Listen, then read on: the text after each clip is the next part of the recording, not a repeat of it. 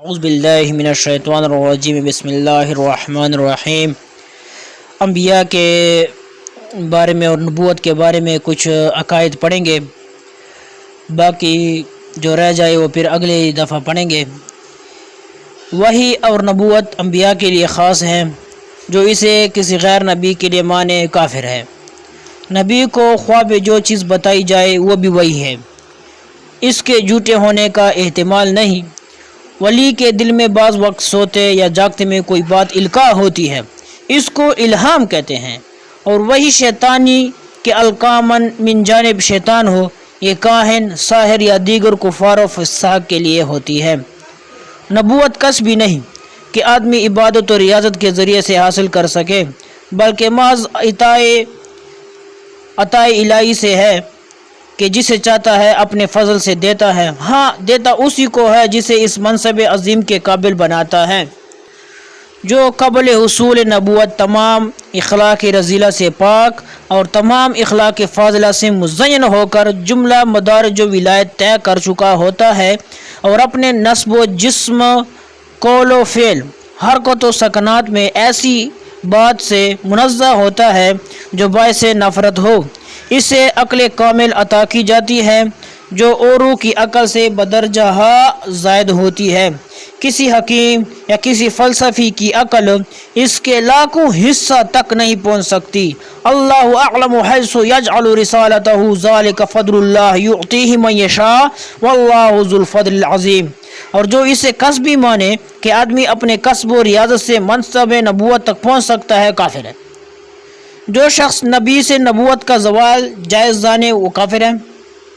جو شخص نبی سے نبوت کا زوال جائز جانے کافر ہے۔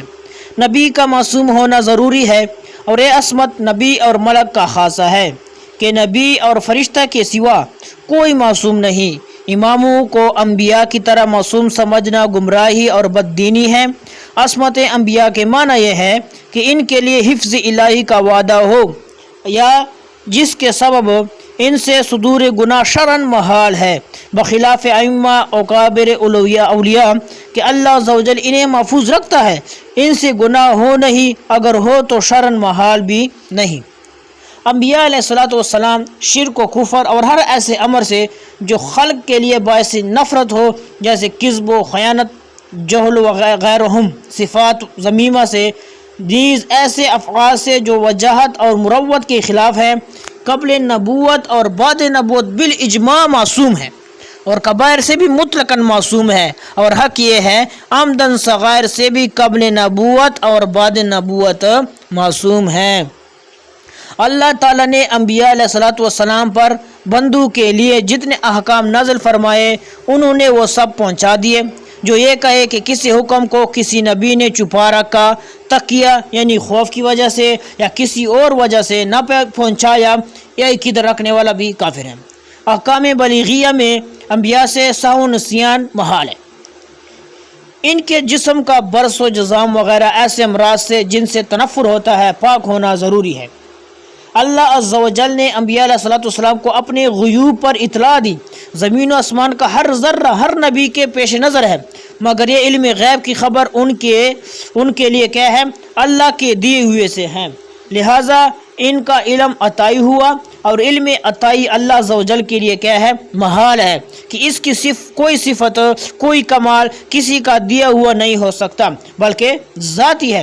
جو لوگ انبیاء بلکہ سید الانبیاء صلی اللہ علیہ وسلم سے مطلق علم غیب کی نفی کرتے ہیں، وہ قرآن عظیم کی اس آیت کی مصداق ہے، افتؤمنون ببعض الکتاب وتکفرون ببعض، یعنی قرآن عظیم کی بعض باتیں مانتے ہیں اور بعض کے ساتھ کفر کرتے ہیں، کہ آیتیں نفی دیکھتے ہیں، اور ان آیتوں سے جن میں انبیاء علیہ السلام کو علوم غیب عطا کیا جانا بیان کیا گیا ہے، انکار کرتے ہیں۔ حالانکہ نفی و اس بات دونوں حق ہے، کہ نفی علم ذاتی کی ہے کہ یہ خاصہ الوہیت ہے، اس بات عطائی کا ہے کہ یہ انبیاء ہی کی شان شیان ہے، اور منافی فی الوہیت ہے۔ اور یہ کہنا کہ ہر ذرہ کا علم نبی کے لیے مانا جائے تو خالق و مخلوق کی مساوات لازم آئے گی، باطل محض ہے۔ کہ مساوات تو جب لازم آئے کہ اللہ عز و جل کے لیے بھی اتنا ہی علم ثابت کیا جائے اور یہ نہ کہا جائے اور یہ نہ کہے گا مگر کافر ذرات عالم متناہی ہے اور اس کا علم غیر متناہی، ورنہ جہل لازم آئے گا۔ اور یہ محال کہ خدا جہل سے پاک، نیز ذاتی و عطائی کا فرق بیان کرنے پر بھی مساوات کا الزام دینا صراحتاً ایمان و اسلام کے خلاف ہے کہ اس فرق کے ہوتے ہوئے مساوات ہو جایا کرے تو لازم کہ ممکن و وجود واجب الوجود میں معاذ اللہ مساوی ہو جائیں، کہ ممکن بھی موجود ہے اور واجب بھی موجود، اور وجود میں مساوی کہنا صریح کفر کلّا شرک ہے۔ انبیاء علیہ الصلوۃ والسلام غیب کی خبر دینے کے لیے آتے ہی ہیں کہ جنت و نار و حشر و نشر، عذاب و ثواب غیب نہیں تو اور کیا ہے؟ ان کا منصب ہی یہ ہے کہ وہ باتیں ارشاد فرمائے جن تک عقل و حواس کی رسائی نہیں، اور اسی کا نام غیب ہے۔ اولیاء کو بھی علم غیب عطائی ہوتا ہے مگر بواسطہ انبیاء کے۔ انبیاء کرام تمام مخلوق یہاں تک کہ رسول ملائکہ سے افضل ہیں، ولی کتنا ہی بڑے مرتبہ والا ہو کسی نبی کے برابر نہیں ہو سکتا۔ جو کسی غیر نبی کو کسی نبی سے افضل یا برابر بتائے تو کیا ہوگا؟ کافر ہوگا۔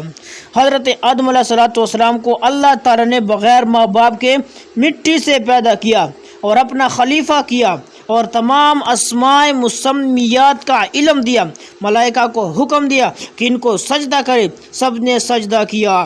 شیطان کی قسم جن تھا مگر بہت بڑا عابد زاہد تھا، یہاں تک کہ گروہ ملائکہ میں اس کا شمار تھا، بے انکار پیش آیا، ہمیشہ کے لیے مردود ہوا۔ حضرت آدم علیہ الصلوۃ والسلام سے پہلے انسان کا وجود نہ تھا، بلکہ سب انسان انہی کی اولاد ہے، اسی وجہ سے انسان کو آدمی کہتے ہیں، یعنی اولاد آدم، اور حضرت آدم علیہ الصلوۃ والسلام کو ابو البشر کہتے ہیں، یعنی سب انسانوں کے باپ۔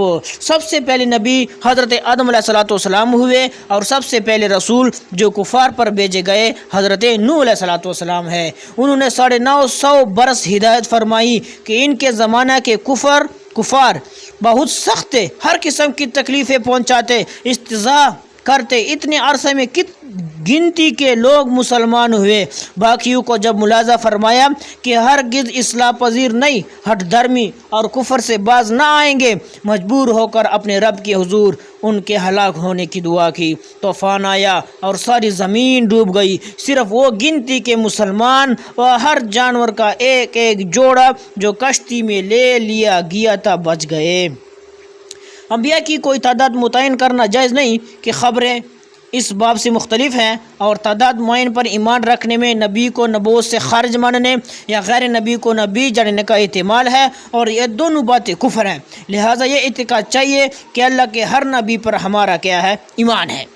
نبیوں کے مختلف درجے ہیں، بعض کو بعض پر فضیلت ہے، اور سب سے افضل ہمارے آقا مولا سید المرسلین صلی اللہ علیہ وآلہ وسلم ہیں۔ حضور صلی اللہ علیہ وسلم کے بعد سب سے بڑا مرتبہ حضرت ابراہیم خلیل اللہ علیہ الصلوۃ والسلام کا ہے، پھر حضرت موسیٰ علیہ الصلوۃ والسلام کا، پھر حضرت عیسیٰ علیہ الصلوۃ والسلام کا، اور حضرت نوح علیہ الصلوۃ والسلام کا۔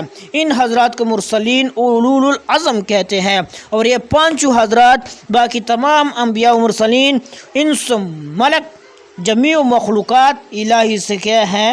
افضل ہے۔ جس طرح حضور صلی اللہ علیہ وسلم تمام رسولوں کے سردار اور سب سے افضل ہے، بلا شبہ حضور صلی اللہ علیہ وسلم کے صدقے میں حضور صلی اللہ علیہ وسلم کی امت تمام امتوں سے کیا ہے؟ افضل ہے۔ تمام انبیاء کرام اللہ عز و جل کے حضور عظیم و جاہت و عزت والے ہیں۔ ان کو اللہ تعالیٰ کے نزدیک معاذ اللہ چوڑے چمار کی مثل کہنا کلی گستاخی اور کلمہ کفر ہے۔ نبی کی